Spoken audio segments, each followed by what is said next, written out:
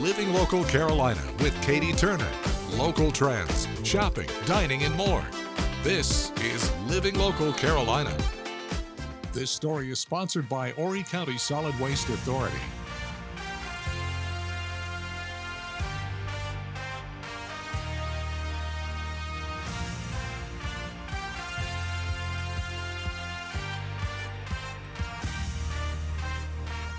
Goodness gracious, after a very long year, we are finally kicking off at 810 Bowling.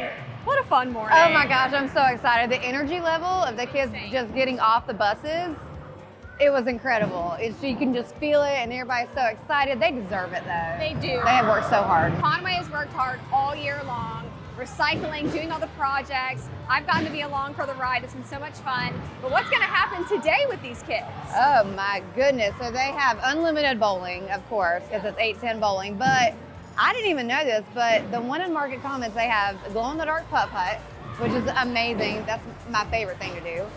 They have an arcade. Some of the kids right now are playing billiards.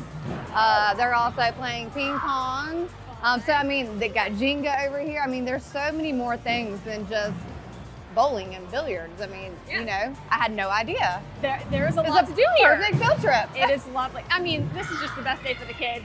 And they get to have some ice cream, get to have some snacks. You gotta love that too. Yes, absolutely. The t-shirts too. The t-shirts look fantastic. Yes, the t-shirts. Gotta love that. So on the back, we got the Represent, Talking talking trash. logo, but we can also see them, so that's important. I love it.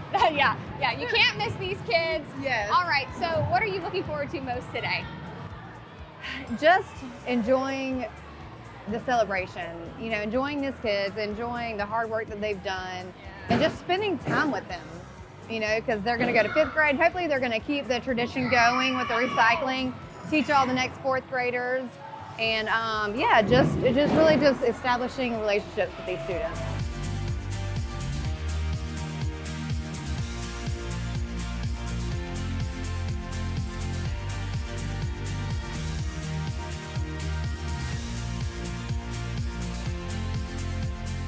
All right, Miss Callahan, it's back. finally here. Yes.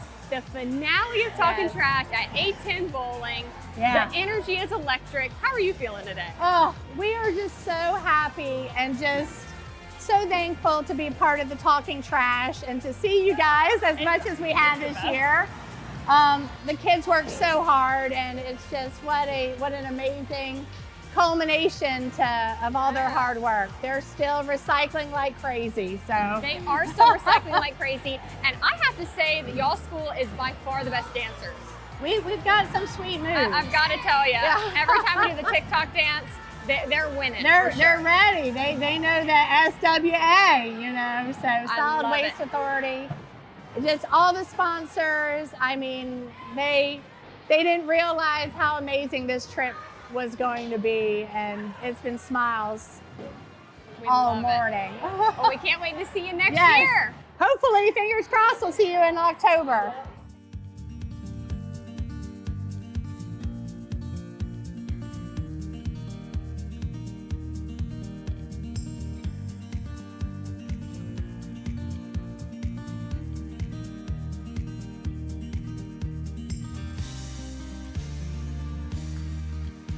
If you recycle, you're helping the community, and if you litter, you're not, and then it's going to destroy animals' homes and stuff. So when you join Mr. G, he'll tell you to recycle, and then you'll start recycling. And then when you recycle, you get rewarded with fun field trips, and you win your class Talking Trash. She said everything I was going to say, but just don't litter and be a bad sport. Pollution would start coming, and it will be very bad for us to breathe. If you don't recycle, the world won't be what it is today.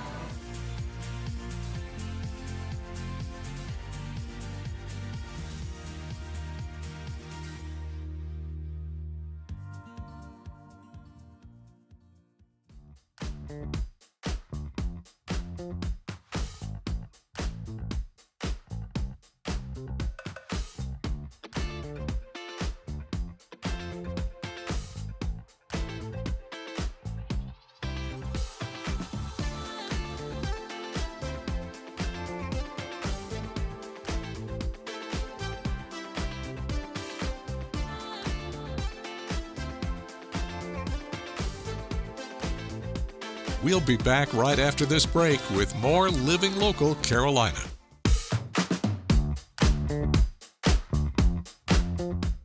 This portion of Living Local Carolina is sponsored by Abbott.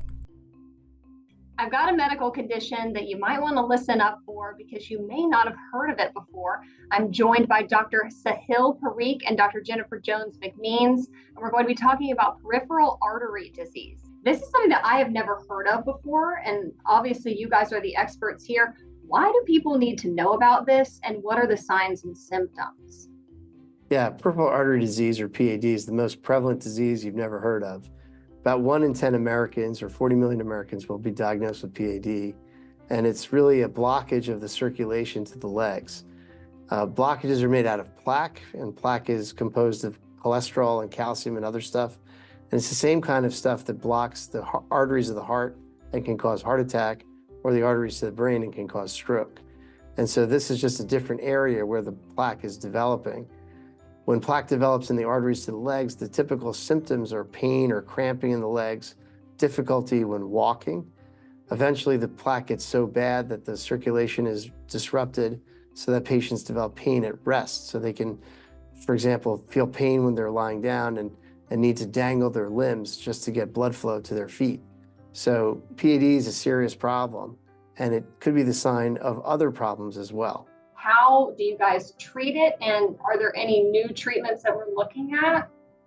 Yes, so Abbott is pleased and proud to announce that the Esprit BTK system, which is the first of its kind, approved by the Food and Drug Administration to treat these plaques in these arteries below the knee. It is a drug on this dissolving stent, and the drug first is released, and that drug is very important to keep that artery open. And also the stent itself will support the artery for a short period of time, and then it dissolves. But what we do know from our trials, our Life BTK trial that we've done, is that it is far more successful than balloon angioplasty in keeping that leg artery open and keeping that blood flowing. Where should people go to learn more information about PAD and about this new technology? Yes, people can go to abbott.com, or they can also go to pad-info.com. This portion of Living Local Carolina was sponsored by Abbott.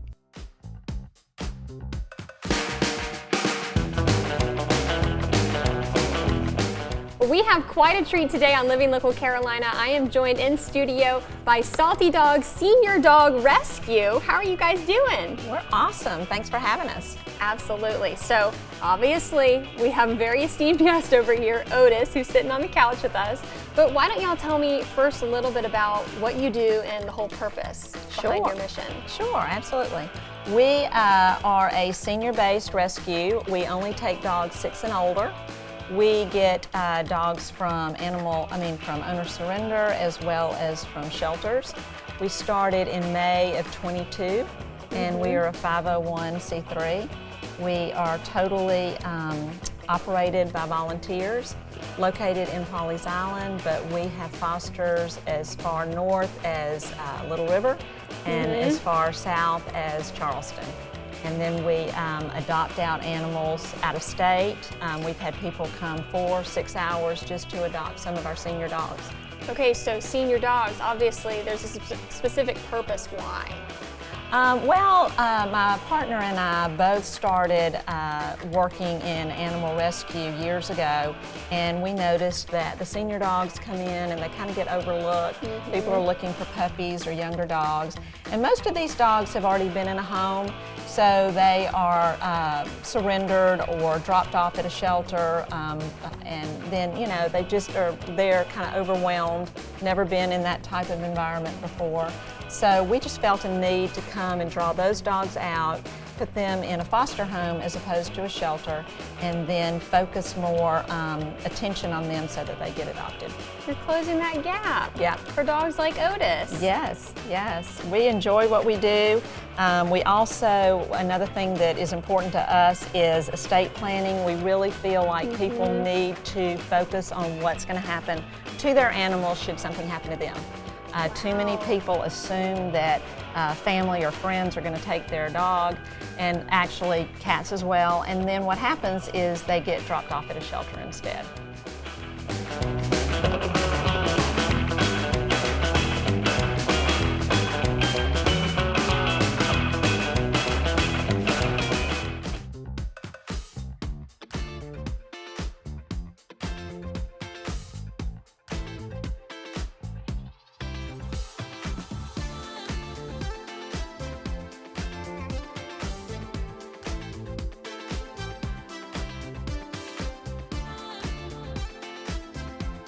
We'll be back right after this break with more Living Local Carolina.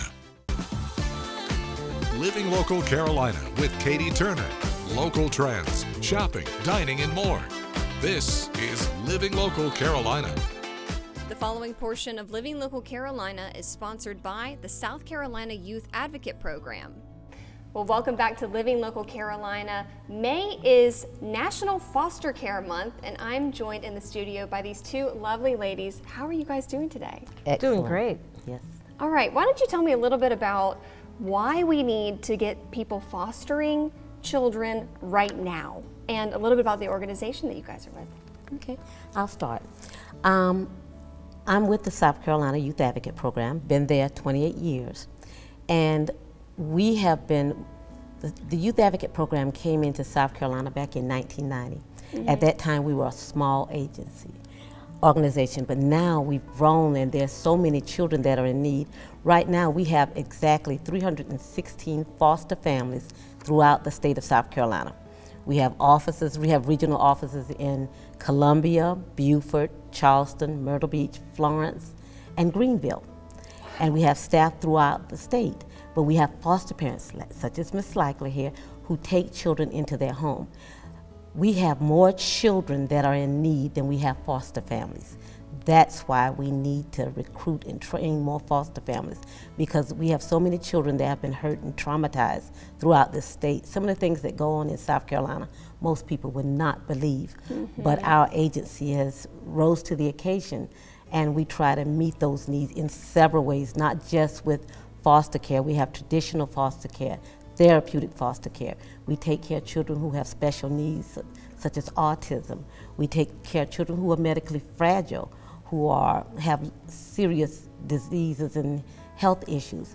And then we wrap those children with our seasoned, experienced families that open their homes to them. So we always need children. We always need families to take care of these children. And that brings me to my next question. What inspired you to become a foster parent?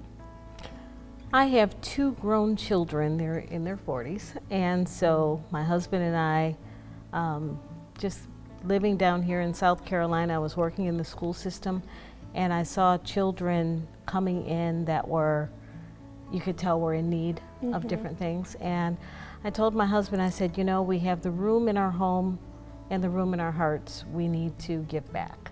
So we started looking into fostering, and I have to say it's one of the greatest joys I've ever had. That's amazing. Well, for somebody that has never considered becoming a foster parent before, what does that look like day to day? You know, the age range of the kids that you're fostering, that kind of stuff.